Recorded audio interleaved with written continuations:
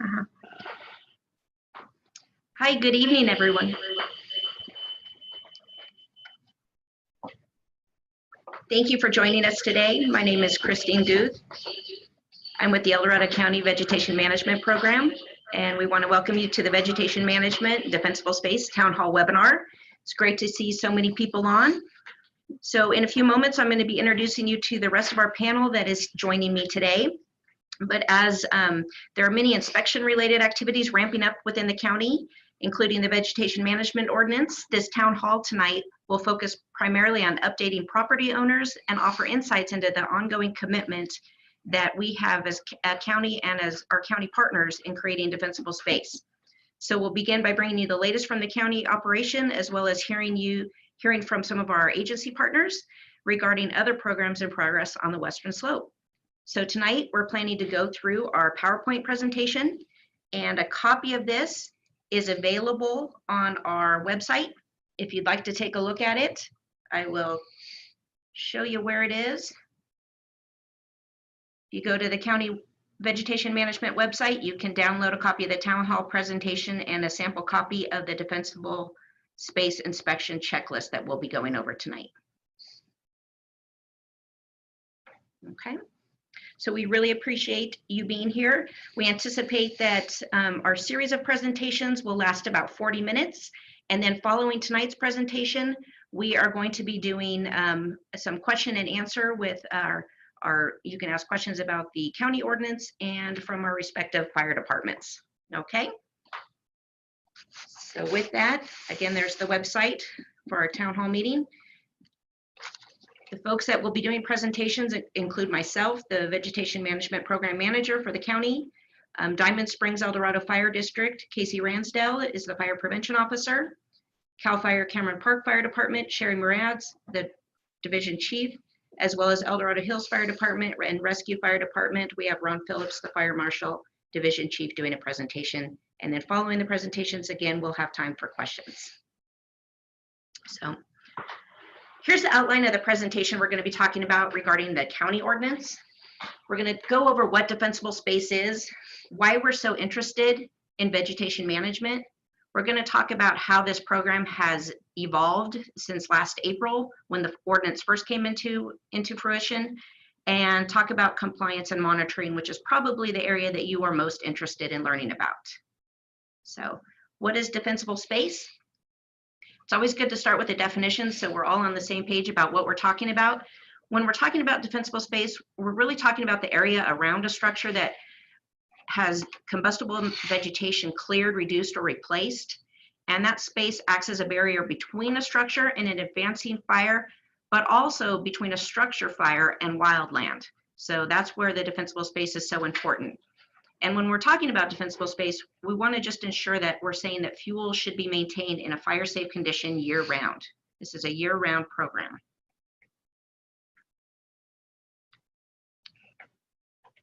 Okay. So why are we so interested in vegetation management? Well, as we all know, we live in El Dorado County and California, and wildfire is a natural part of California's landscape. In recent years, we've seen large and devastating wildfires throughout the state. Probably the most notable have been the 2018 Camp Fire up in Butte County, as well as a Carr Fire up in Shasta County.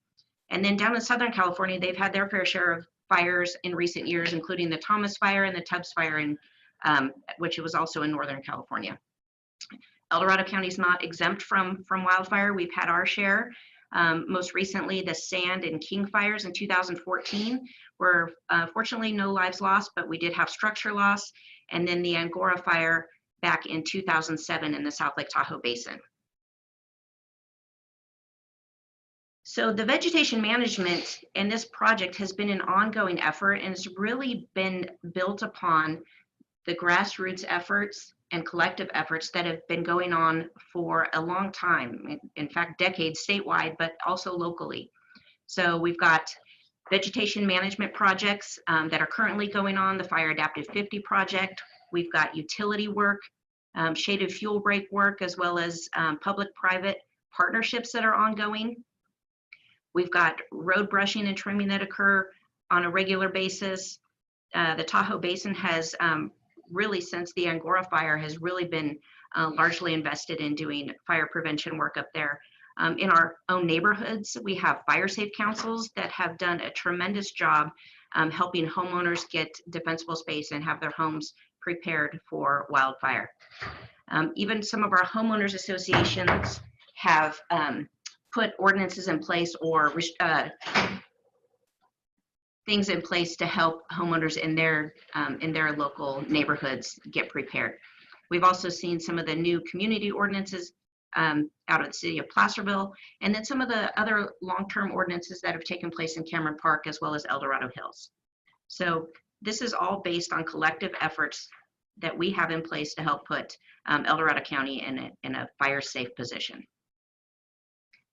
So let's talk about what our ordinance says, and this is El Dorado County Ordinance 5101, Chapter 8.09. And this is just an overview of kind of how we identify an ordinance that needs to be put in place, and this is just an overview of the policy cycle.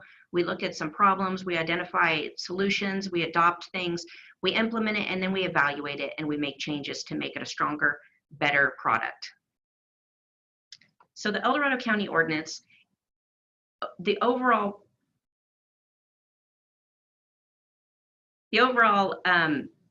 what it's really trying to say is that it provides for the removal of hazardous vegetation and combustible materials situated in the unincorporated areas of the county. So we're really looking at the unincorporated areas. The city of South Lake Tahoe and the city of Placerville have their own jurisdiction. Those are called local responsibility areas.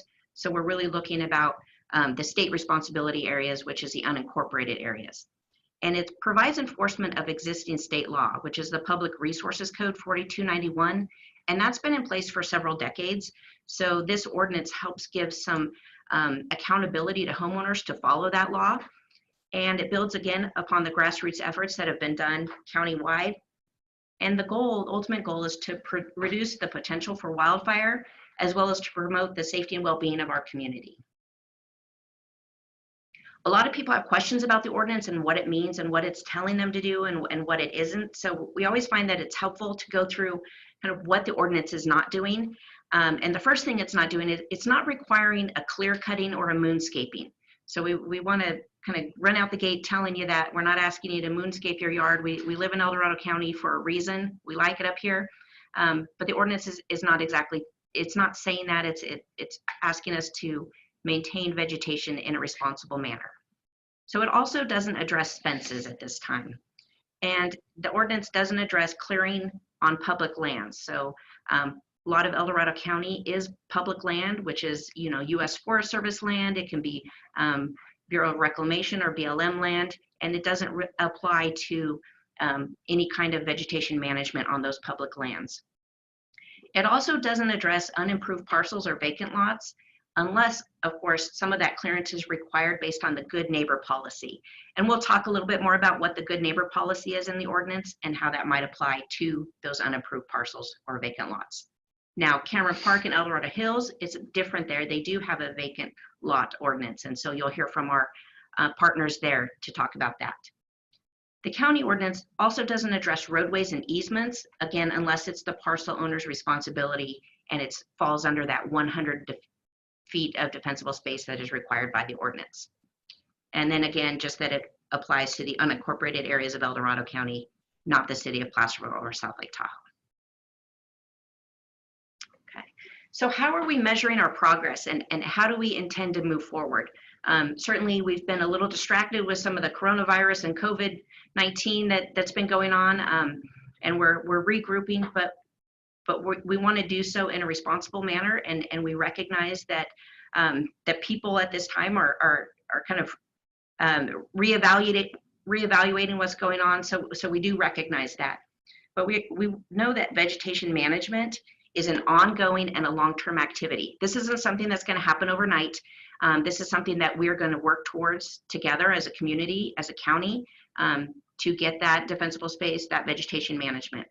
We also know that success involves a presence and a dialogue with our residents and landowners, and that's how we want to approach this program. We want to work with our residents, our property owners, so that they understand what's being asked and that we can encourage that voluntary compliance. We've been holding community meetings. This is just a sample of a community meeting due to the physical distancing that we've been asked to do because of COVID. And this will be available for you to view on our website so that you can refer back to this as well as refer back to the presentation that's posted. And we're going to do information and on-site education with the CEAs. And what that stands for is the County Emphasis Area. And we'll define that a little bit further later on in the presentation. And we also know that we're going to measure progress because we're partnering with our local fire safe councils, our fire districts, and others. So this is again, a collaborative effort with a lot of different players working towards the same goal. So I told you what the ordinance doesn't cover. Let's talk about what it does. So for the El Dorado County ordinance, we're looking primarily at habitable structures. And so we talk about 3 different zones. We're looking at the first 30 feet from a habitable structure. And what we're asking people to do is maintain a roof free of leaves, needles, or any other vegetative material. If you've got a portion of a tree that overhangs your roof, we want to make sure that you get that trimmed back. If you have anything within 10 feet of a chimney top, again, this is what we're asking you to do, is to trim that back. Any kind of dead or dying grass, plants, trees, branches within that 30 feet need to be removed. We're also asking that any kind of flammable vegetation or anything that can catch fire next to or below combustible decks or balconies is also removed. Again, we're not asking you to moonscape, we're just asking you to plan accordingly.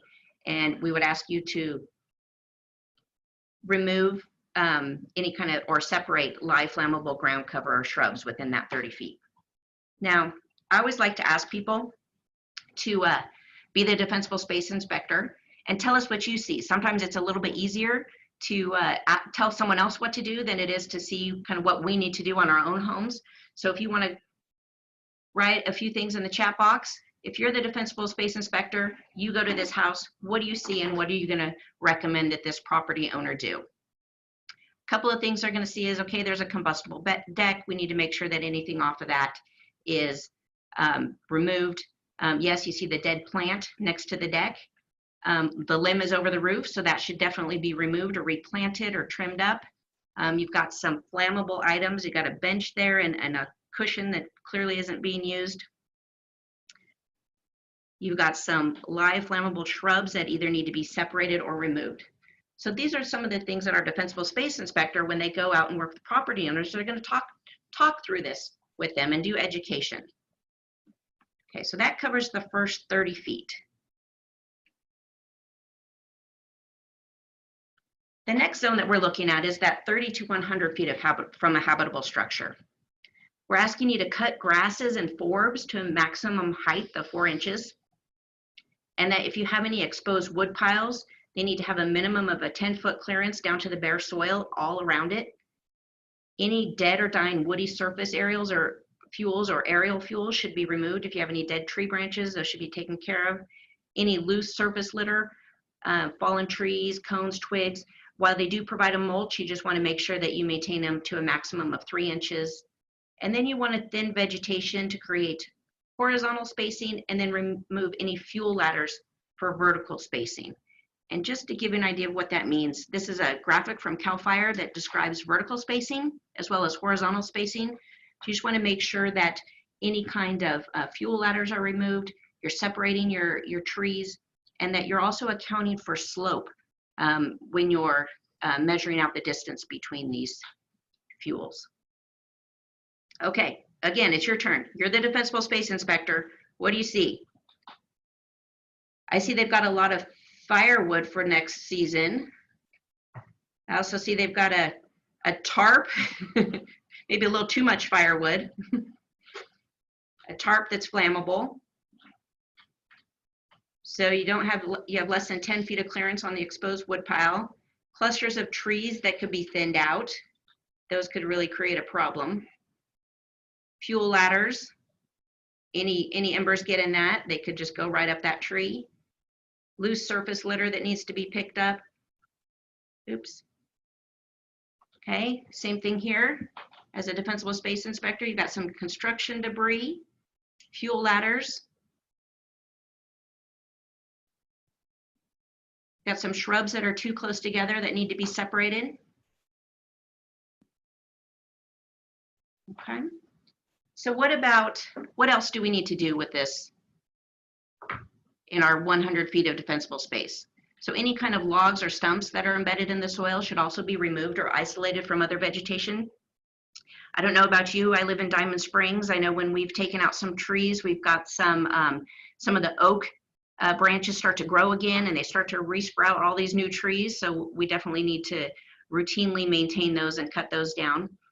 We're also asking that many of us have propane. So we've got our propane tanks that should have 10 feet of clearance to bare soil and no flammable vegetation around it.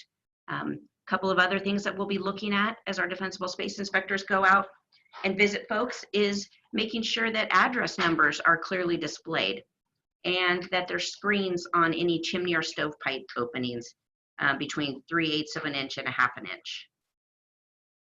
So again, defensible space inspector, if you said you see a cleverly disguised propane tank, you're right, but that's certainly not something that we want to recommend that we do. We would want to make sure that that's removed. And I show people these pictures because this is my house, and I always like people to tell me what I need to do to make my house a little bit more fire safe. So certainly there are things that I get to do and still have on my checklist for a June 1st date. But a little bit at a time, I know I'll get there. I know that this is something that has to be maintained over the years and something that we just chip away at every season. So I mentioned the good neighbor policy a little bit earlier, and what that means is we know that the most effective solution is working with our neighbors and using a cooperative approach between neighbors. Sometimes, and it really depends on where you live, sometimes that 100 feet of defensible space from your habitable structure goes across a property line, and you need to work with your neighbors to get that clearance. So how do we do that? Well, there's no formula for it. I think each of us can attest to either good relationships with our neighbors or maybe some relationships that need some improvement. I always joke that I have to like my neighbors. They're my in-laws. So I get to tell them how they get to maintain their defensible space to help me out. But some of the things that we can work on is asking our neighbors, hey, can we work together to clear this property? Another suggestion is putting something in writing where your neighbor allows you to go on their property and help do that clearance. Or maybe there's a cost sharing. There's a lot of different ways that we can work with our neighbors. Sometimes neighborhood work groups get together and they all work together to do that. So there's no one way that will work. We actually recommend that people talk to each other first. That usually tends to, you always get a little bit more success with honey than vinegars. So we recommend that approach.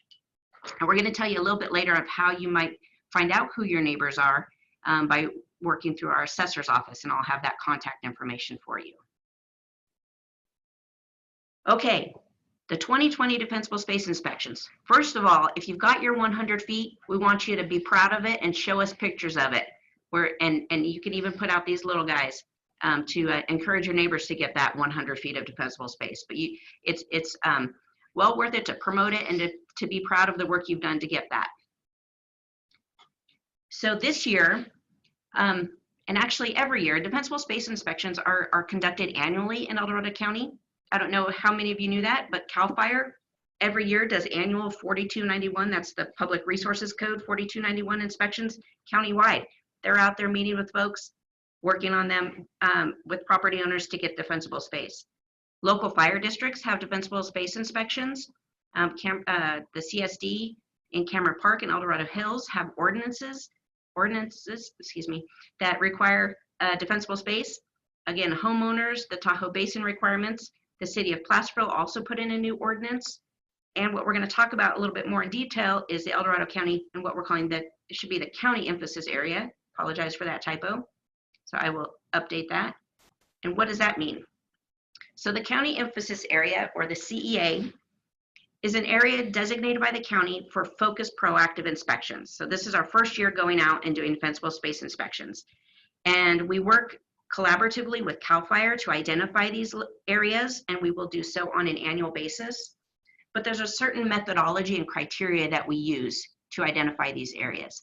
And on the right of the slide, you'll see what those how those areas are defined. So some of the methodology used include call volume to a specific area. We also look at structural density of an area, ingress and egress, how easy it is to get out if an evacuation is needed. It also has to be in a CAO Fire very high fire hazard severity zone. And I'll show you a picture of the FRAP map that we use that's identified for El Dorado County. We'll look at any kind of fire history or ignition history. Is there a history of fire out there that leads us to be a little bit more vigilant, want to be more vigilant in that area?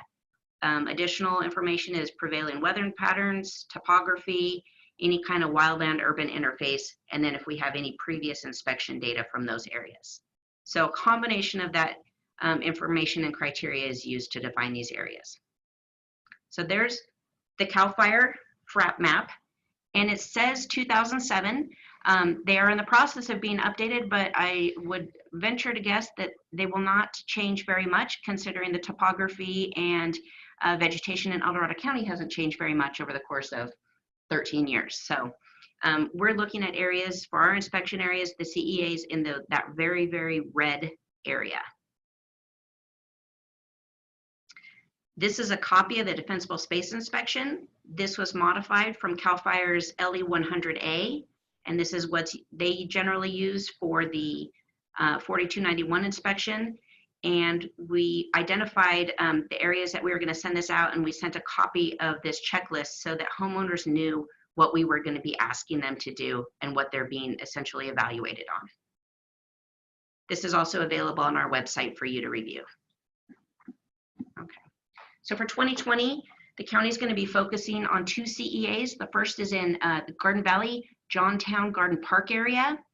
And the map on the right highlights the roads and streets that will be addressed or inspected.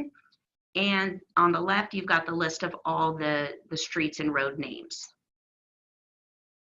So they all received letters letting them know that we would be out there. Same thing here with Pollock Pines. This is just off of Sly Park area. And let me go, Sly Park, Starks Grade, this area right here.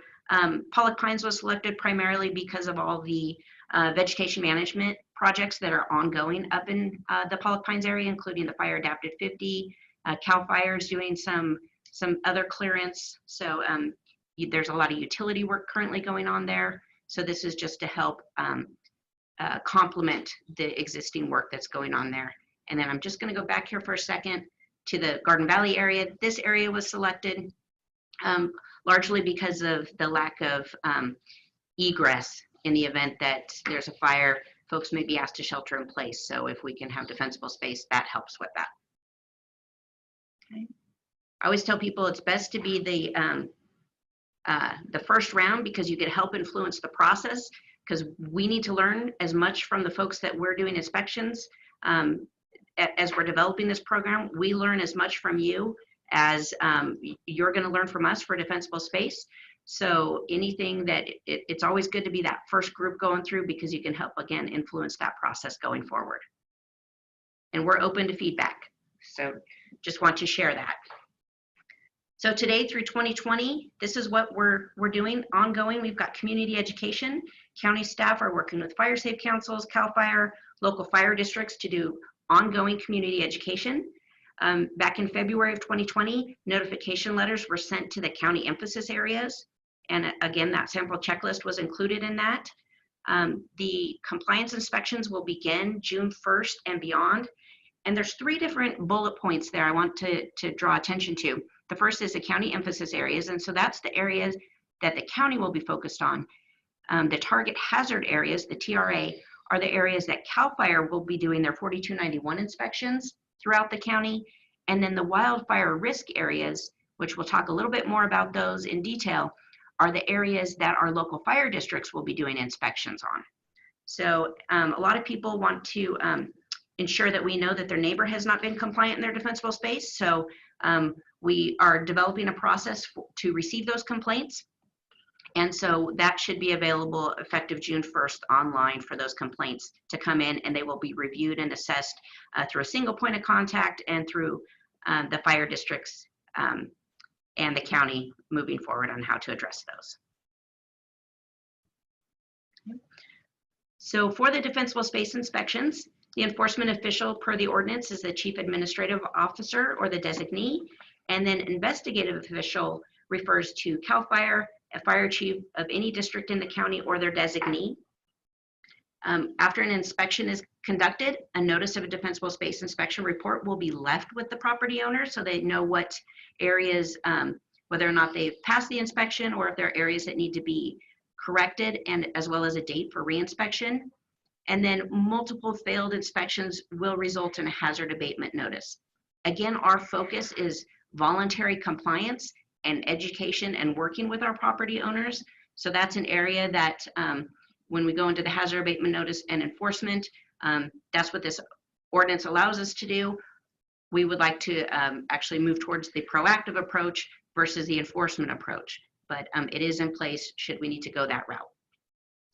So there's certain, if violations of the ordinance occur, we can initiate any of the following, which is a meet and confer process, a hazard abatement notice, there is an appeals hearing, and then forced abatement for repeated non-compliance.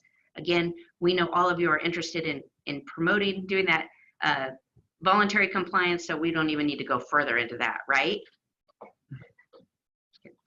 So a couple of questions we get when we go out and do community presentations are, where do I start? So thought we would just share a few options, and many of you probably already know this because you've already been working on your defensible space or you're interested in it.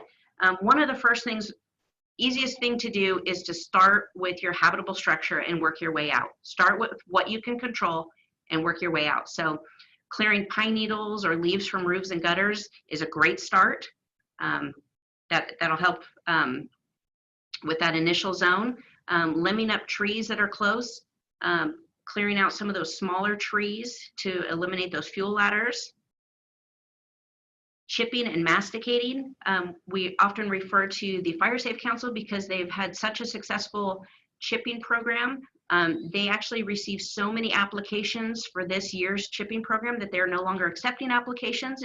It's been that successful, but there's still a lot more work to do and a lot more funding. So if that's something you're interested in, we definitely want to hear if you've got resources to help with that. Again, neighborhoods can get together and rent a chipper and get these things done. But you definitely want to make sure that you're paying attention to the Fire Safe Councils when they have that program available. Depending on where you live, using some kind of goatscaping or targeted grazing might be a good option. I know when I moved to Diamond Springs, I thought it would be a great idea to have some goats, and they ate everything I didn't want them to eat. And my dog thought he was a goat, so we ended up relocating our goats after that. But that's an option. Mowing and trimming, just some other options. As we're coming into the summer season, we know there's a lot of questions or concerns that come up regarding, well, we don't have a lot of opportunity now. If we have some violations, how are we going to be able to do some burning as we're coming into fire season?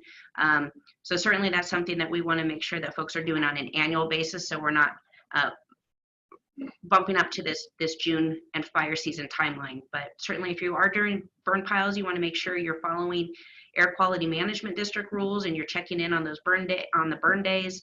And if you need to apply for a CAL FIRE permit, that you're doing that. Obviously, a good recommendation is to never leave those unattended. We've already had a couple of out of control burn piles this year up in the Grizzly Flats area that burning was suspended for a couple of days because of the windy weather. So we just want to be mindful of maintaining those burn piles. Other options are eco-friendly sprays, mulching. I mentioned the Fire Safe Councils, neighborhood co-ops, and then if you are using contractors, obviously it's a good idea to make sure they're licensed and insured if they're going to be working on your property. I should add a picture of my son here. He's 5 years old and he's a great weed puller. So if they don't put school back in session, I'll be sure to offer him up to anyone who needs some weeds pulled.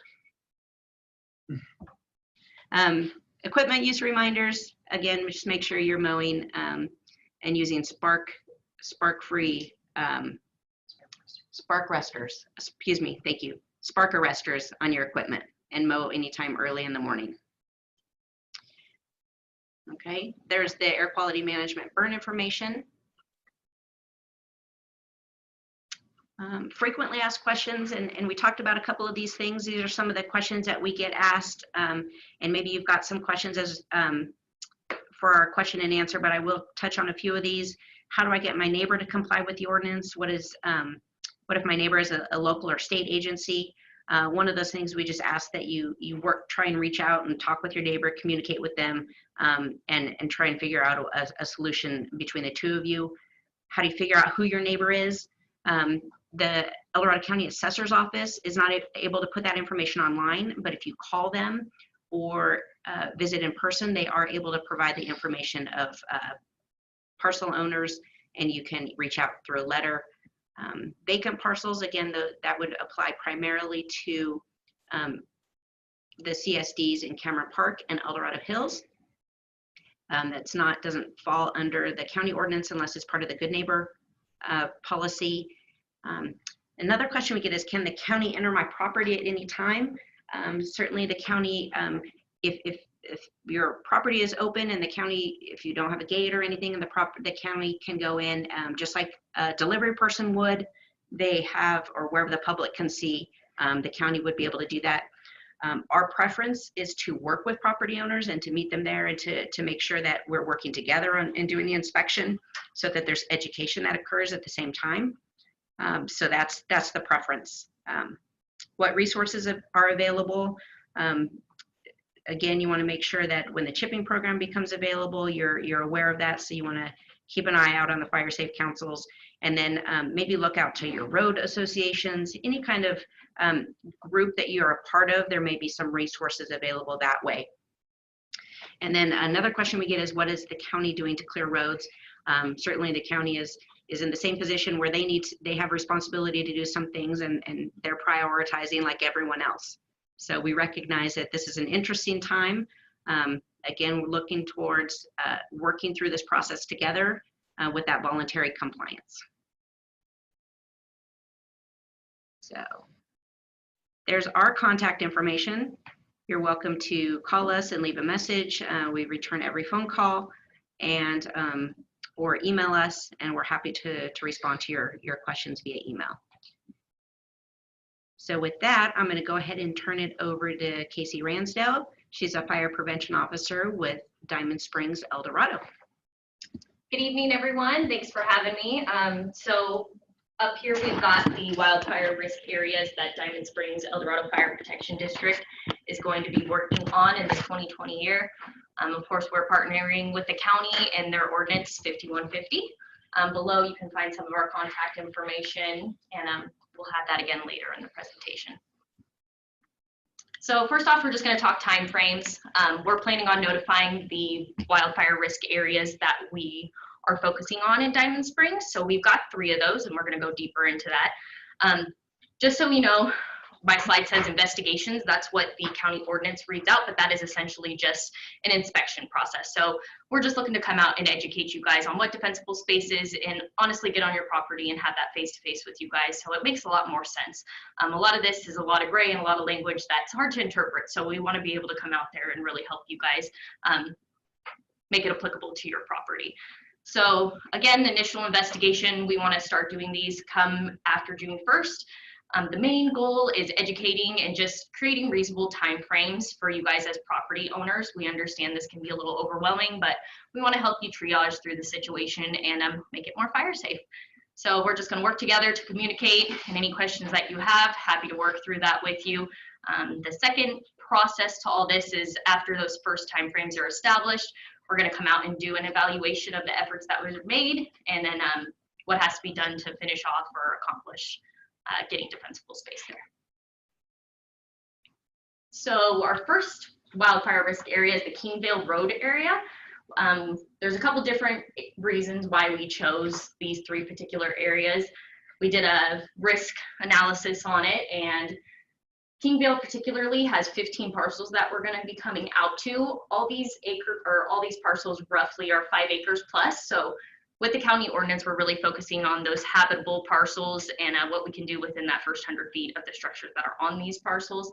So the reasons we chose this particular area was lack of ingress and egress. We've talked about that. I mean, that's a huge issue throughout our county, just making sure that people can evacuate if necessary. We've also got just overall topography issues, and there is fire history in the Kingville area, so one reason why we want to focus on it out there. Next is the Churchvine Road area, roughly 25 parcels that we're going to be focusing our efforts on. These range from 5 to 10 acres each, kind of similar to the Kingville area. Again, lack of ingress and egress, being able to get in and out. Again, the topography is also pretty extensive out there. Heavy potential for wildfire, in addition to there being past fire history in that area. And then last is the Finch Road area. There's roughly 29 habitable parcels out there that we're going to focus efforts on. One of the things I'd like to point out that's different from the other areas is a lot of these parcels are a little smaller. So we've got a mix from 1 acre to 10 acres. So in that, the proximity to structure ignition is a little bit higher. So definitely want to focus on getting the defensible space there. Again, there's a little bit of lack of ingress and egress, and then the topography is also an issue out there. So these are all the factors that we took in our risk assessments to kind of analyze and decide where we want to put our efforts forth this year.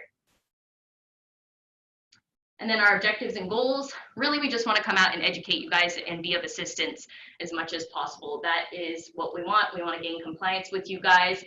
We want to come out and have face-to-face with you. We want to create plans of action with you guys, reasonable timeframes for you to work under, so it's not too overwhelming. We want to work with you guys. And then just the overall goal is to achieve safety for all of us. I mean, that's why we're all doing this. It's a community effort, and we want to do our best to prevent these situations, or at least prepare for them, because they are inevitable. So just want to reach out and encourage you guys to do the best that you can. Below you can find our information, our phone line, as well as our website that will have information. So thank you so much, everybody.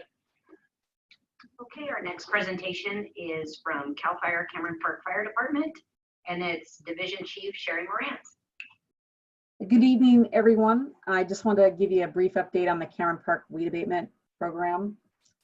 This is Cameron Park's 3rd year enforcing the ordinance, so we've worked really hard to educate the public over the past few years, and are very happy with how hard they are working to clear their properties and make the community fire safe. One of the updates to an ordinance that we just did in March is that our annual February notices will no longer be sent out to property owners, and they will we will move right into inspections in April. And when a property is not compliant in April, then they'll get their first notice. Improved and unimproved parcel clearance requirements are clearly identified. That was what we did in the update in March, was really try and put things in black and white so the public could understand what was expected of them in the ordinance. And our ordinance does not include the good neighbor policy. So we are our ordinance currently is requires you to clear your property up to the property line. Our ordinance covers improved and vacant parcels. So in April and May, we inspected 530 improved parcels, and we only needed to send out 30 letters for non-compliance. So that was excellent. Very pleased with that. Vacant parcels, our first inspection occurred in early April, and we had over 300 inspections, and we had to send out 200 letters of non-compliance. Our second inspections occurred in early May, and we had 115 letters were sent out for non-compliance. So we're currently identifying lots to abate right now. If by June 1st any improved or vacant parcel remains non-compliant, the hazardous vegetation rubbish may be abated, and the owner will be responsible for all the abatement-related costs incurred by the district. You can find the ordinance on the Cameron Park Community Services District website. And as a final note, like I said, the fire department, we are extremely pleased with the community engagement in reducing these hazardous fuels. It's obvious how seriously the community is taking it, and as we drive around, we're seeing this, and we're getting feedback from the community. So very happy with that. Thank you. Thank you, Sherry. Our next presentation is by Fire Marshal and District Chief Ron Phillips with the El Dorado Hills Fire Department and the Rescue Fire Department. Good evening, everybody. Just a brief overview of our program for the year. Earlier in the year, we completed a wildfire risk analysis of the 3 communities we serve. That was done in the spring of this year. As a result of that analysis, we identified 6 areas for defensible space inspections this year. That relates to approximately 400 inhabited parcels in the El Dorado Hills and rescue jurisdictions. Those defensible space inspections are scheduled to begin in June of this year.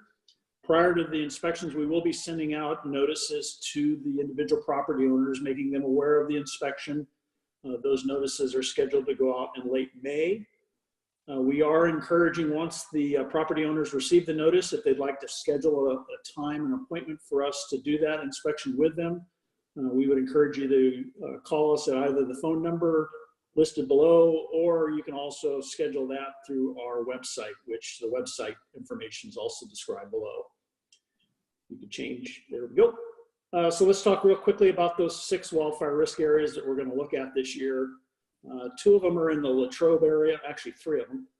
There is the Latrobe Hills north and south communities. Those are down Latrobe Road, past South Shingle Road, on either side of Latrobe Road. We're also going to be inspecting the Ryan Ranch Beaver Pond community. On the north end of the district, we'll be focusing on the Salmon Falls area, so along Salmon Falls Road, and also in the Salmon Valley area off of Salmon Falls Road. And then finally, in the rescue area, we're going to be focusing on the Kanaka Valley community for defensible space inspections. So that's a brief summary of what we have planned this year in that area, in that program area. Just a real quick update on our vacant lot program. We've sent notices out to approximately 2,200 property owners in both the Latrobe and El Dorado Hills areas earlier this month, informing them that they need to do their vegetation management prior to June 1st. We've had very good success so far. I've noticed a number of properties have already been cleaned. After June 1st, we'll initiate our second inspections, and then we'll start working with property owners to address any outstanding issues. That concludes my presentation. Thank you. Thank you, Ron.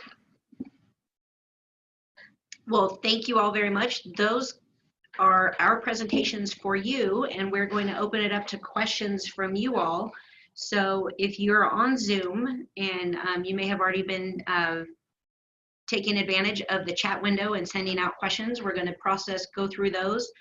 If you have a question and would like to use the raise your hand icon, you can also do that through the chat window.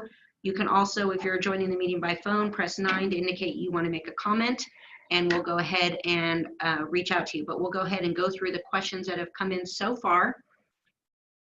And we've got a panel of folks here to help answer your questions. I'm going to flip the slide so you know who's on the panel. We've got, again, I'm Christine Guth, the program manager with the Vegetation Management Program. We've got Casey Ransdell, the Fire Prevention Officer with Diamond Springs, El Dorado Fire District. You've got Ron Phillips, a Fire Marshal and Division Chief with El Dorado Hills and Rescue Fire Departments. Sherry Morans with CAO Fire Cameron Park Fire Department. The CAO Fire Amador El Dorado Unit, AEU. And that's Nate Barclay, who's the Battalion Chief. You've got the City of Placerville, Pierre Rivas, who's the Director of Development Services. And then El Dorado County Fire, Brandon McKay, who's the Fire Marshal and Captain. So we'll go ahead and process questions that have come in. So give us 1 second.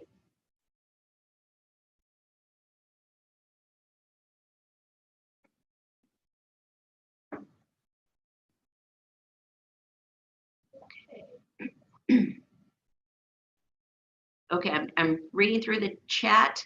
One of the questions, and we're going to have our panelists, based on kind of their district or areas of expertise, respond to them. One of the questions is, what about the fire danger in the Camino Snows Road area? And that I'm looking at Captain McKay, because that's in the El Dorado County Fire District. And he's looking at CAO Fire. Yeah, this is Nate Barkley with CAO Fire. I oversee our prevention for Amador and El Dorado counties. I guess to answer that, yeah, it's very well aware of the fire danger in that area. We know that.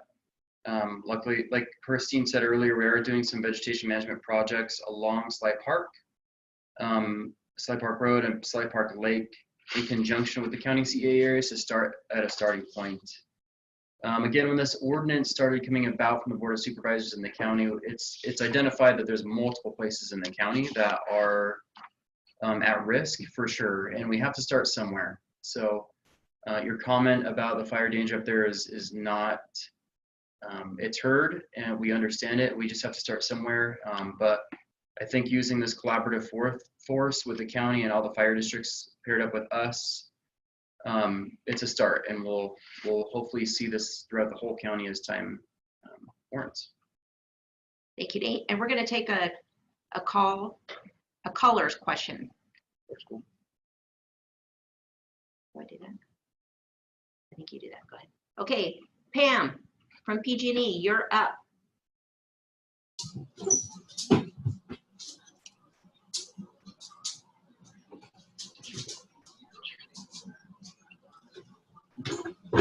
Hey, Pam.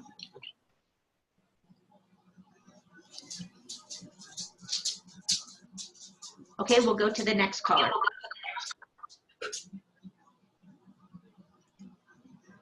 Okay.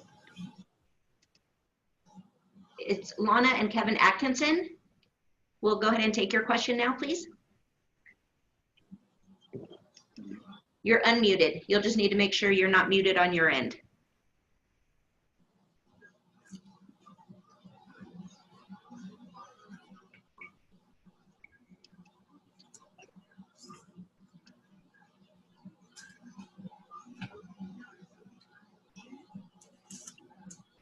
We have no questions at this time. Okay. Well, it's nice to hear your voice. Thank you for joining us. Okay. That one. Tom Straling, I think we addressed your question about the Camino Snows Road area. Do you have another question?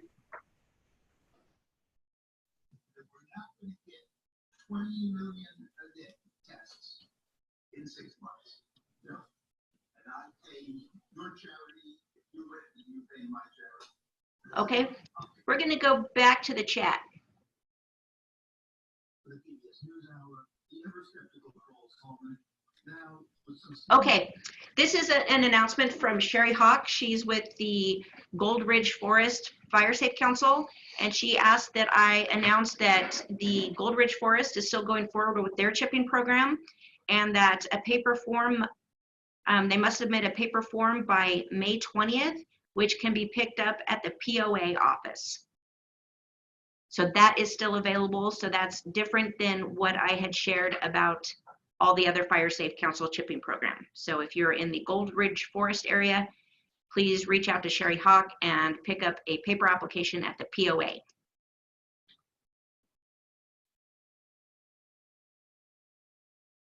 Okay.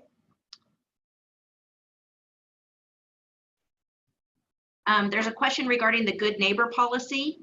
So the good neighbor policy is in the El Dorado County ordinance, and what it says is that if your 100 feet of defensible space crosses over your property line to your neighbor's property, there is an expectation that the neighbor will help you achieve that defensible space to protect your structure. The next question, do mature rosemary plants need to be removed from under porches? And we're going to hand this off to CAO Fire, Nate Barkley. Yeah, it's a great question. Yeah, I've recently had the same question a couple days ago, and yes, I would recommend that mature rosemary bushes either be removed or trimmed to a manageable size to reduce the ember trap, we call it. So yes.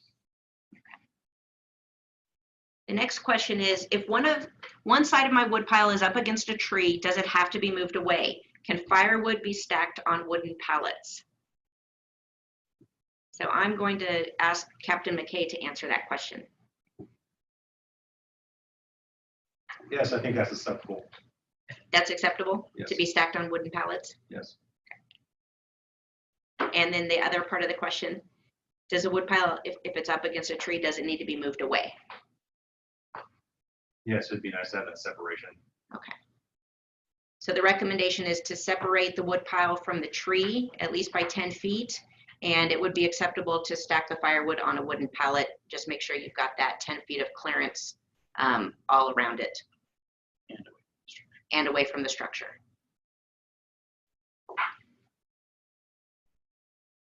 Okay, the next question is, do habitable structures include a neighbor's barns or a commercial structure? Commercial structures are habitable. Regarding neighbors' barns, it really kind of depends. It's kind of situation dependent. So there's no hardline answer for the neighbor's barn. I'll kind of chime in. This is Casey Ransdell with Diamond Springs Fire. I would just say that's why we want to come on site and visit with you guys. It's a lot easier to kind of interpret and give you guys a better idea of how that law works on your property. So I would just conclude with that. We really want to come out and help you guys interpret it better. Right, and Casey said it best. It really does take an expert eye, and it's hard to interpret things with just a small piece of information. The big picture is really helpful. The next question is, I just used a wood chipper. Is it okay to spread the wood chips around the property? Yeah, this is Nate with CAO Fire. I'll comment on that. We do see that quite a bit.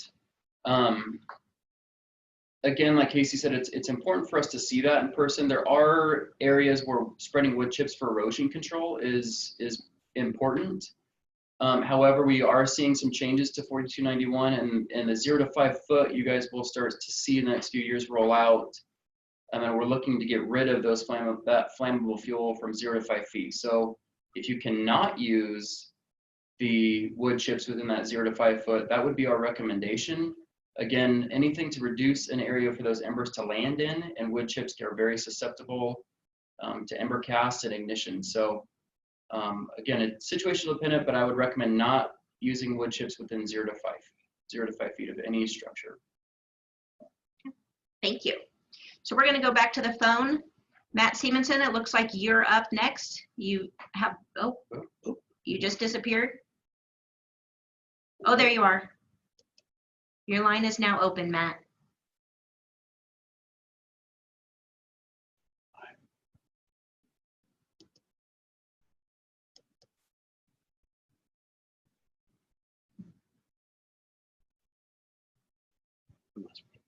Okay. And you want to make sure that you're not muted on your end.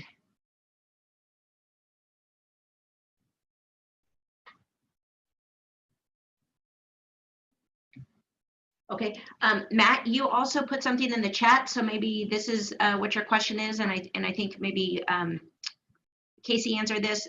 So you said you have 5 buildings: well house, storage shed, guest house, detached garage, and primary home. How does the program apply to these structures? Really need to see the whole property, but if it's a habitable structure and if you've got a guest house, that would certainly apply. Yeah, I would agree with Christine there. I mean, again, the things that are kind of questionable, like barns or just storage areas, it's going to be a situational thing and just kind of verifying some of the implications that might be on your property that we might want to address with it. But definitely the habitable structures we're going to want to address for sure.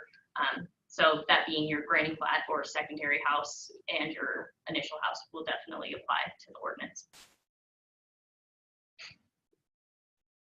Okay. Next question is, will the slides be available online? Yes, they are currently posted online, and I will, before we end tonight, I will make sure you have the web address to get those. And the presentation also has all the contact information for all the fire districts within the county, so you can reach out and ask specific questions to fire districts.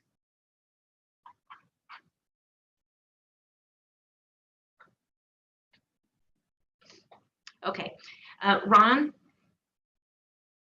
Here's a question for you. What is the plan for areas that are protected open space that is overgrown and not maintained? And this is referring to the El Dorado Hills area, if you're able to respond to that. Sure. So many of the open spaces are located in areas that are part of a neighborhood. Many of those neighborhoods have documents that are known as fire safe plans that have been prepared that address the annual maintenance of those open space areas. We are working with those individual neighborhoods and communities now to get those plans implemented as soon as possible. If we're talking about lands that are owned by a community service district, we've also reached out to them. And so they're working on those areas now. And then if there's other areas, you can certainly contact our office and give us the information, and we can take a look at it and try to sort out who owns it and when it's going to be addressed. Thank you, Ron. The next question, Pierre, is for you. How does the City of Placerville's ordinance compare to that of the county?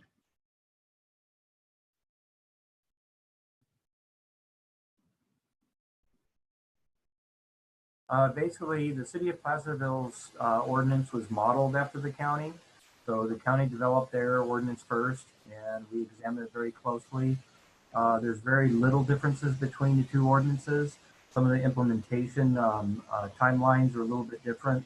One of the main differences also is when the ordinance was being developed, there was a lot of opposition to the requirement to maintain 10 feet of separation minimum between the canopy of clumped trees. And so that was eliminated, but we do require that if you do have several trees together where the canopies are touching, that basically you're going to maintain, based on the height of the tree, a minimum level of limbing up that tree.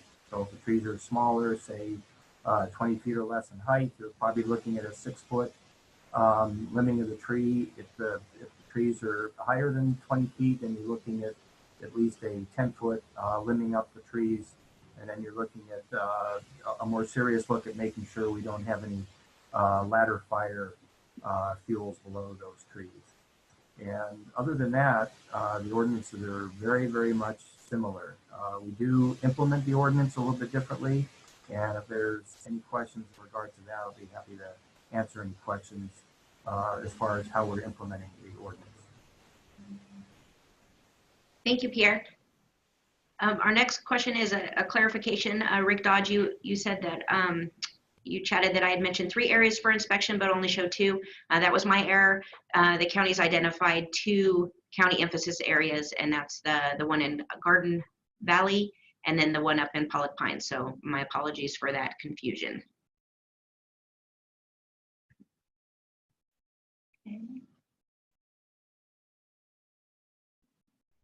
We'll go ahead and go to the phone again. Let's try Susan Ford.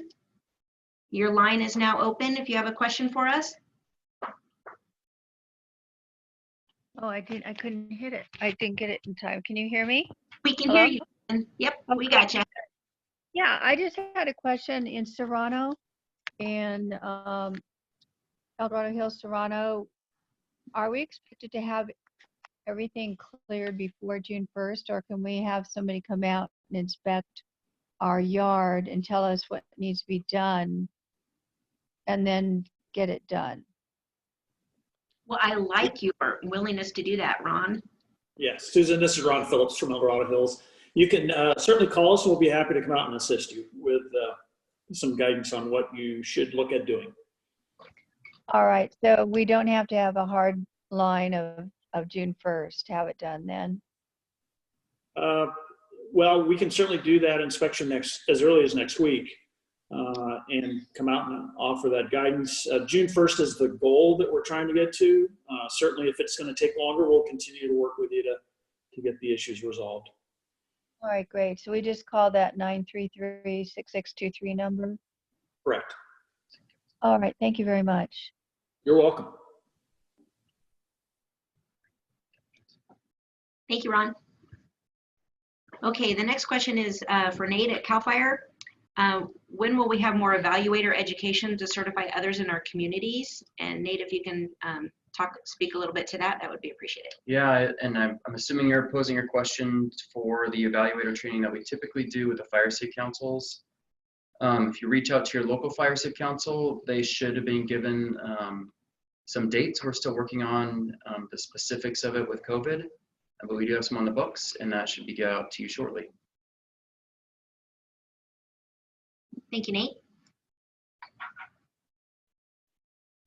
The next question is from Pappy. Is anything planned to improve the egress situation for Garden Park, which is in Garden Valley, either by the county or by the Fire Safe Council?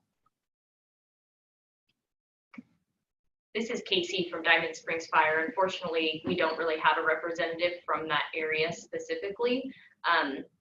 So that's really all I can comment right now. Yeah, I don't know if anybody else has any further comment on that. we can take that question and get some additional information for you, Pappy, and get back to you. Absolutely. Jotting a note down on that.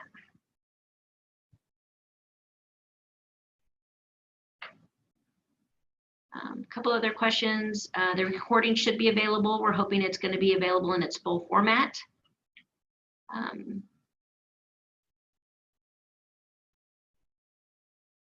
Here's a question. We thought jasmine was a fire-resistant plant. Is that true?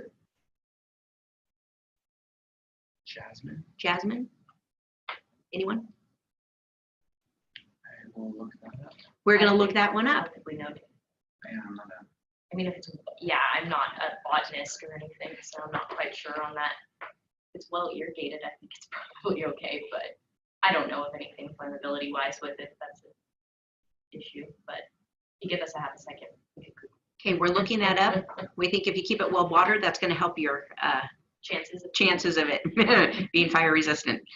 So we'll get right back to you. I can speak a little bit to that. Okay, thank you.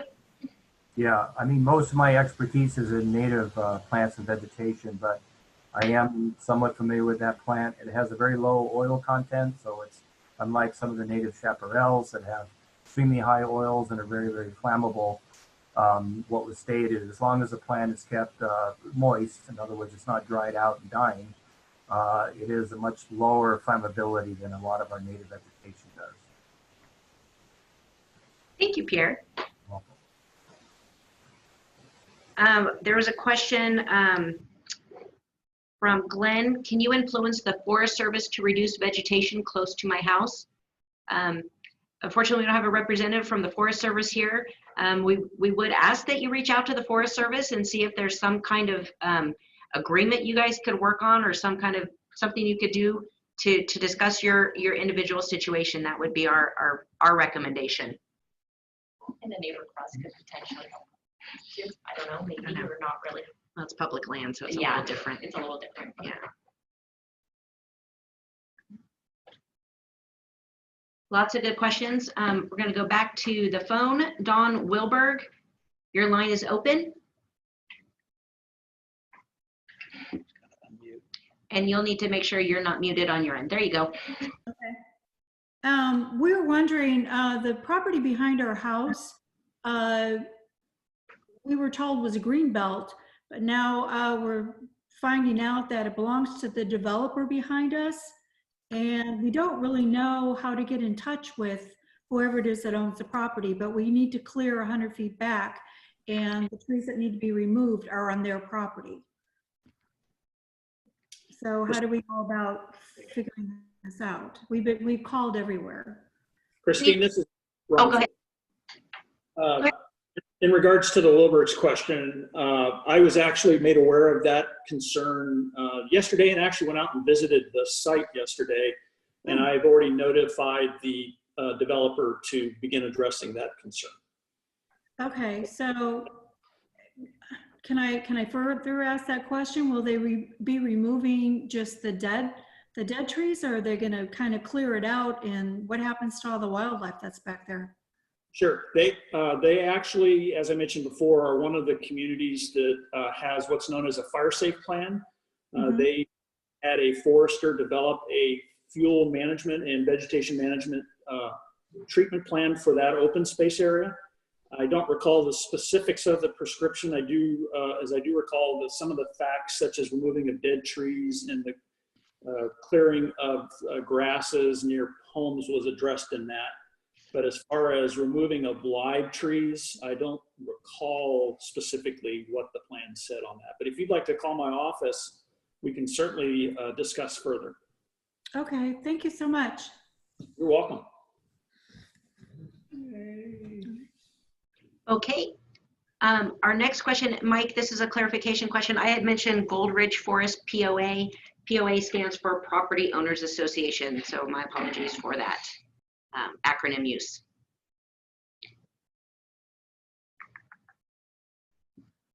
This is for our Pierre, maybe for you. What constitutes a live flammable plant? Are all green plants flammable? We didn't know that you were our resident botanist, so this is great. Well, I would just say all plants are flammable, but some plants are more flammable than others, and some are less flammable than others. Basically, a lot of it has to do with whether the plant, a lot of exotic plants, of course, that you buy at the nursery, you can buy them and they have a much higher water content. They're not drought resistant. A lot of drought resistant plants, of course, are a little more woody, sometimes contain higher oil content, such as a lot of our native chaparral vegetation. You have, chamise and manzanita and toyon, and all of those plants are a little more flammable than, say, some of the plants we talked about earlier, the jasmine or some of your exotics that you buy in the nursery. Of course, you're watering them all the time, so they have a much higher water content. And those plants are the ones you want to keep watered. You want to make sure you prune them, make sure you don't have any flammable dead woody materials around, and keep the mulch down to below 3 inches. And of course, we're looking at keeping probably any fuels at least 5 feet away from the edge of your structure. Thank you, Pierre. And, oh, go ahead. Yeah, and then this is Nate with CAL FIRE again, a good resource for all of you out there too. If you just simply Google CAL FIRE landscaping, or you can go to readyforwildfire.org. We do have a fire resistant landscaping page there, and it shows you all the different types of greenery and plants or landscaping that we recommend. And to back what Pierre said too, anything green can die and turn brown. So make sure if you are planting that, again, in that 0 to 5 foot, that it's well irrigated and it doesn't die off. And I'll just add on to that, it's just size-wise, don't let it grow to just an extensive sizing. Make sure it's, nice and taken care of, maintained. Thank you both. Okay, the next question is, do we have to remove large trees? No, I'll take that. This is Casey Ransdell with Diamond Springs Fire. A lot of the ordinance speaks of just limbing up trees and giving it good distance. If you do want to keep a tree, and let's say it has a lot of shrubbery underneath it, manzanita or chaparral, we kind of ask you to triage the situation and kind of either eliminate the ladder fuels underneath it, so it's just nothing really able to gain flame lengths and move up that tree. So again, those on-site inspections will help us kind of work through that with you. We can decide if that tree is healthy, if it's not, if there is ladder fuels underneath it. But if it's kind of clear and maintained underneath that tree, it really is a non-issue. The trees are very hardy and kind of have been here before we were here with our structures. So they usually can do pretty well unless they're diseased and unhealthy. Thank you, Casey. Okay, our next question is kind of speaks to a question that a lot of people have. This individual, this is Wheatley Ryan. I do defensible space clearing, but I'm confused for my customers not having one standard because insurance companies have above and beyond the requirements. Who is reining it into one standard? I'll speak initially to that, and then other folks can jump in. Certainly, we recognize that that there is not one standard. That's why we have collaboration within our county agencies, fire districts, and the county, and our federal partners doing these defensible space work and vegetation management projects. Certainly insurance companies are private, so they unfortunately can have different standards than what we're requiring. So that's something that I know has been a conversation that County Board of Supervisors has had with the insurance commissioner. It's an ongoing conversation. We don't have a good answer for that right now, other than, that's why we're working together collectively and cooperatively, so that in El Dorado County, we have a similar standard. But that's something that is bigger than what we in this room can respond to. If anyone else wants to add anything. I will elaborate a little bit too. Christine, you hit most of it. The other thing to remember, no matter what, even Public Resources Code 4291, the insurance company itself, and it does say this in the law, that they can require additional defensible space over and above what is in state law or ordinances. So again, it's pretty much up to your own insurance company that mandates that. And I totally agree. It's hard not having a standard for all of us to go off of. But I always recommend to any homeowners, if you can go past 100 feet for any reason, you should try it. So we have that one. Yeah, another thing I would just touch on, and I don't know if it's super insurance related, but we are here talking mostly about vegetation. There are things that you can do to harden your structure itself. There is structure to structure ignition. It's not always just vegetation that's causing these to light and have the issues, big, huge wildfires that we're having. So again, if you want to go above and beyond, and there are some best practices that we could give you on site, such as switching out your vents to a smaller mesh, different improvements you can make to your house. None of that would be required. It's not law unless it's a new building, but we could always give you recommendations on way to house harden, and sometimes that can be beneficial for insurance agencies. But again, as Christine and Nate were saying, it is contingent on them, and they are able to be more restrictive. They can't be less, but they can for sure be more if they would like to be. Thank you. How high should branches be cut to stop fire ladders? What's one? 5 feet. How high should branches be limbed up or trees be limbed up to stop fire ladders? So again, you have to be on site. The integrity of the tree, if it's young, you could kill it if you limb it up too far. I worked in the basin, and I know Nate did too in the Tahoe Basin, and we both, you have to keep the health of the tree at the end of the day too. So again, it's triaging. You look at the ladder fuels around the tree. Is it better to keep the tree? Is it better to keep your manzanita? And get them separated. So again, on-site visitation is going to be the best way we can move through that situation with you. Thank you. Next question is, if you have wood deck chairs, etc. on your deck, is that acceptable if covered when not in use? Yeah, I'll comment this, and then with Cal Fire again. Yeah, it's acceptable with youth. It's always a good idea to cover them if a fire starts when you're not home. Again, it really just depends on the evaluation when we're there, the topography around your house, the topography around the deck, things like that. But it never hurts to be overcautious and cover it. Yeah, and depending on what your deck is made out of too, that does make a difference as well. If it's old wood that's kind of, degraded and whatnot, or you've got something that's steel or metal. I mean, we don't see decks really made of that in the capacity that it was, and there was just wood furniture. That's a little different, but like Nate said, best practice, cover it up with maybe a 2-ply poly tarp of sorts so that it doesn't burn through and then ignite that too. Okay, and Bonnie asks, she says, was hoping for information about Myers. Why wasn't it included? For this year, the county emphasis areas, we decided to focus on the western slope because it's our first year.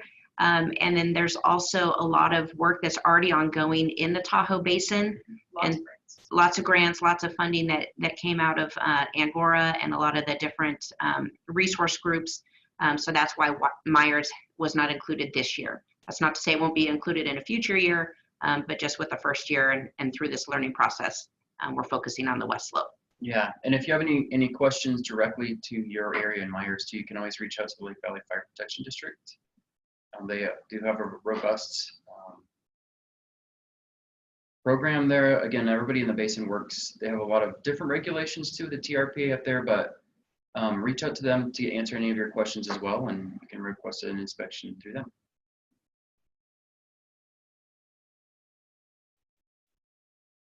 Okay, I'm going through the questions. The next one is from Matt. How much authority does one neighbor have over another about space near to each other's structures? I would not say there's an authority to it. I think there's a collaboration and a working agreement that you could potentially make with them. I mean, we both want you to be successful and have your 100 feet separation as much as possible, but I think it takes two to come together and cohesively create a plan and then implement it and get fire safe. I'd say that. Well done. And that's referring to the good neighbor policy.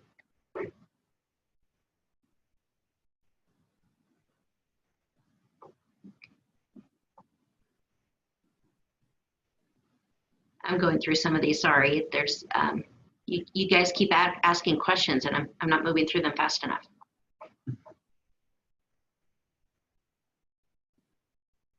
Okay, here's a question. We have a small creek drainage which goes through the neighborhood. Neighbors are afraid to remove fire danger vegetation because of environmental protections. What do we do? I mean, there are riparian areas, right? Yeah. And there is areas that are sensitive to removal. I think it's a little bit above my understanding as to what would be good. Maybe a potential forester or an environmentalist could give you a good idea as to what would be the best plan of action there. And I would leave it at that. I don't want to speak on behalf of something that I don't know too much about. Thank you. Next question from Lorraine. What happens with small BLM sections that are next to residential land and are thick and overgrown, not maintained? Again, the county, this is Christine, the county ordinance doesn't apply to public lands, including those lands owned by BLM. Public lands are meant to look a little bit different than our private land. So that's one thing that you might want to reach out directly to BLM and ask for some assistance in addressing those concerns. That would be our recommendation. Another question from Cynthia. What resources are available to seniors who are not able to do their own mowing and clearing? So fire safe councils, the El Dorado County Fire Safe Councils all have mechanisms and resources to help members who may be in that situation. I would just first reach out to them, and then obviously individually as local fire districts, as things potentially open, if there's grants that get received or certain aid that we can help with, we will definitely publicize and do the best we can. But I think the first step would be to reach out to those resources. We've got a very, very, very active fire safe council throughout the whole county. So we're very lucky, and I would utilize them and reach out and see how you could receive some help. And some additional resources might be looking at your neighborhood, neighbors helping neighbors, or any kind of faith-based community if there's some resources available, or even some assistance that can be sought through those resources.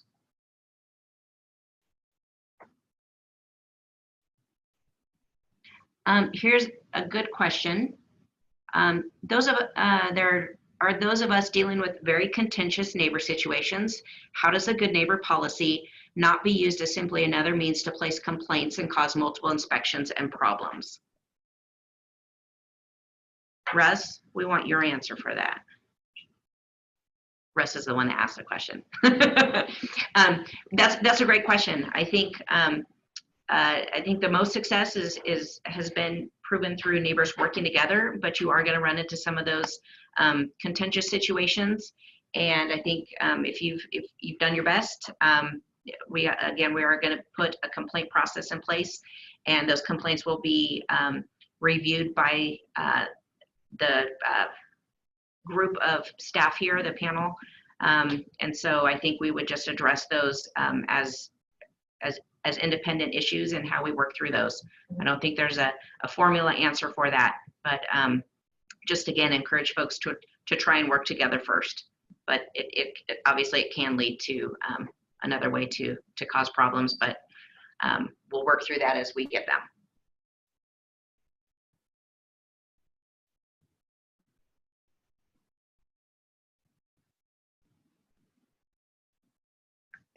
Okay, this is for fire department staff. In the case of a fire, how do homeowner gates affect priority to access? So, great question. Yeah, so it all depends on you're locking the gate. Obviously, we have standard for any automatic gate in the county. She'll be supplied with a low security Knox key. It's an electronic switch that overrides.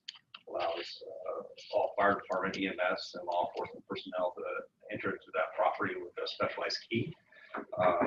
If you choose not to have an electronic gate operating system, and you choose to lock it with a chain and padlock, there's also a padlock that is also a low security Knox padlock. You can obtain these through the Sheriff's Department login system on the Knox.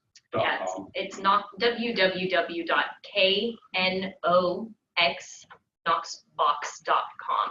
So how that forum works is you would go on the website.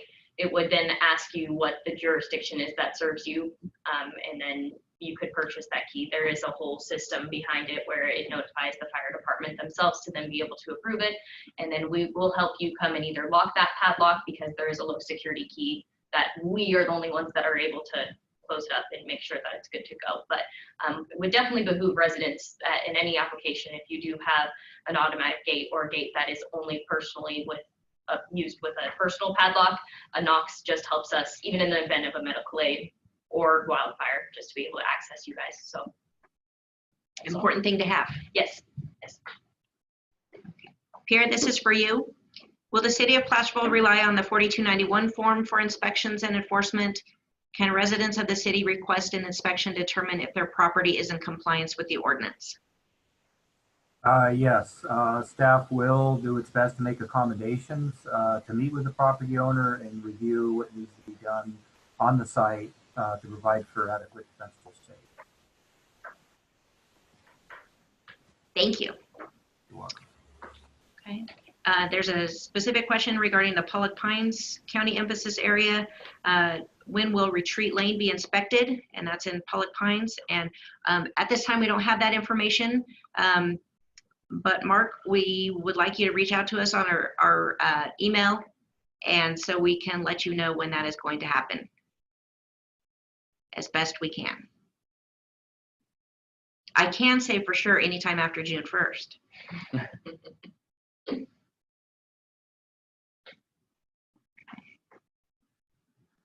Next question, this is also from Mark. Are the inspections going to be done on a score basis or just a pass-fail? Typically done on a pass-fail basis is how we typically do them. So, yeah. With education provided on With what needs to be done to correct the violation. And then we can always come through and give you a Yeah. past, but we definitely want to see the effort made as much as possible.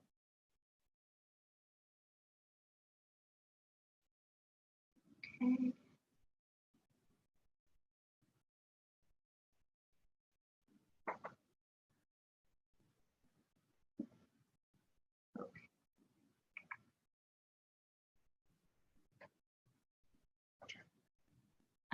She emailed, she's not, she didn't make progress. Sorry, going through the questions, I'm gonna actually, let's go here. Again, this is, Sherry, maybe you can help with this one. I'm in Cameron Park. I have 5 very tall redwoods all next to each other, continuous canopy of trees, possibly 10 feet apart at the base, but not the branches. Am I going to have to remove some of them? So as my partner panelists have said, a lot of times just coming out and looking at it can really speak, you know, more than just trying to envision what I see out there. So I'm going to say we typically want trees to be about 10 feet apart, but if you have established redwoods, we're going to want to make sure there's no ladder fields below them. But we're also not going to ask you to remove established redwood trees. So give a call to the Cameron Park Fire Department. There's the weed abatement line, and that phone number is on the Cameron Park Fire Department website, and we can have someone come out and look at that.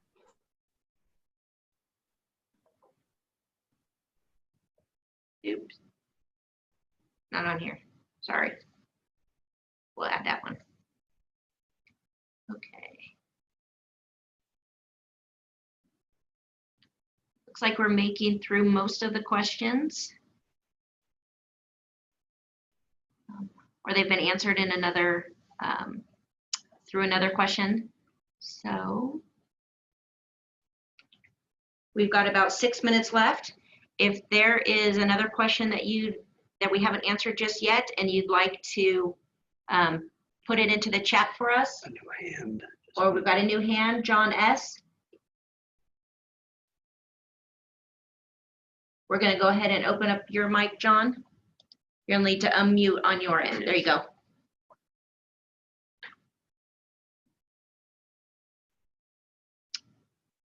Can't hear you quite yet, John.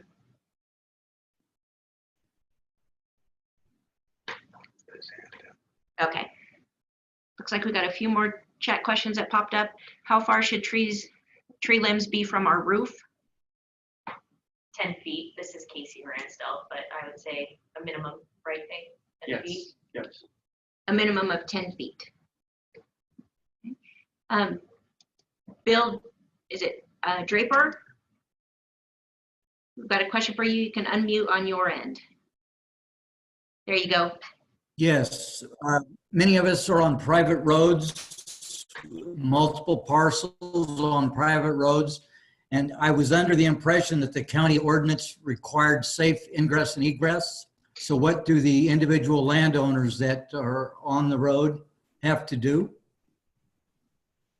So one of the things that we recommend on private roads is if that 100 feet of that private road, you just want to keep in mind any kind of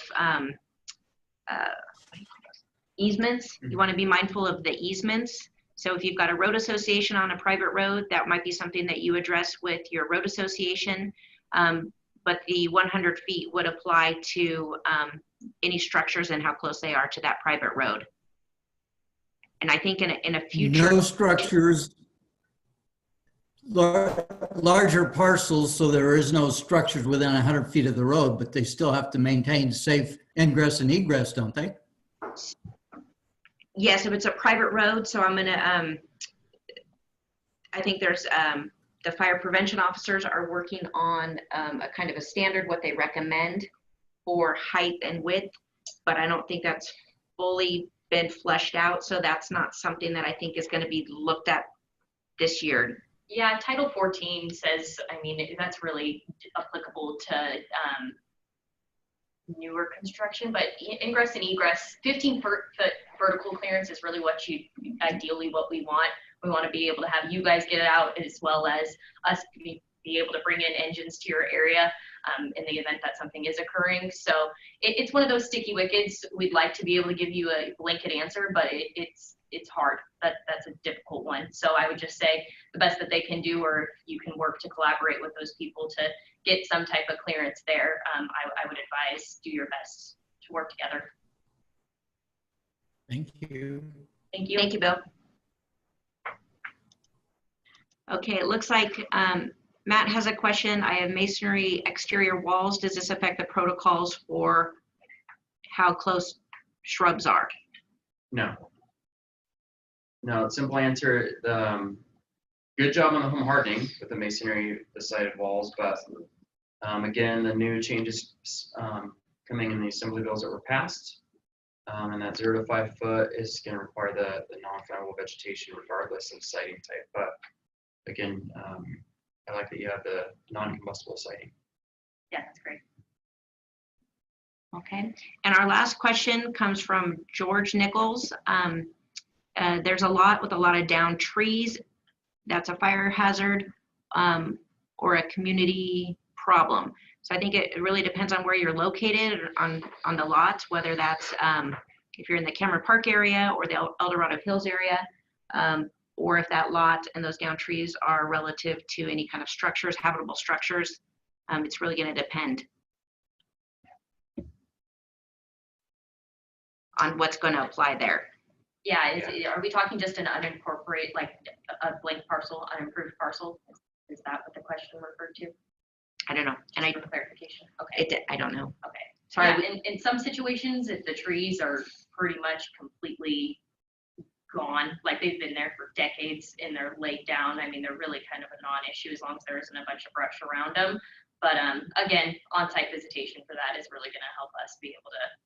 He says Pollock Pines area. Okay.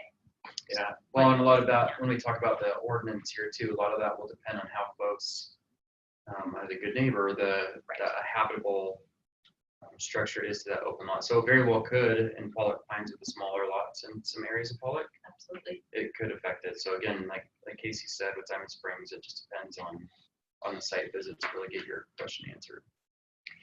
And Bob, I see your question, so I'll make sure I answer it, and this will be our last question. Does the 100-foot defensible space ordinance apply to an uninhabited travel trailer or fifth wheel that is remote from other habitable structures? No. No, it does not. Well, we've reached the end of our time tonight. We really appreciate your engagement and your participation. Again, these will be online. Let me go ahead and put back that website where you can find it. And thank you so much. If you have questions, feel free to reach out to us, any of the local fire districts or the vegetation management program, and we'll make sure that they get directed to the right person for you. Thank you again. Have a great time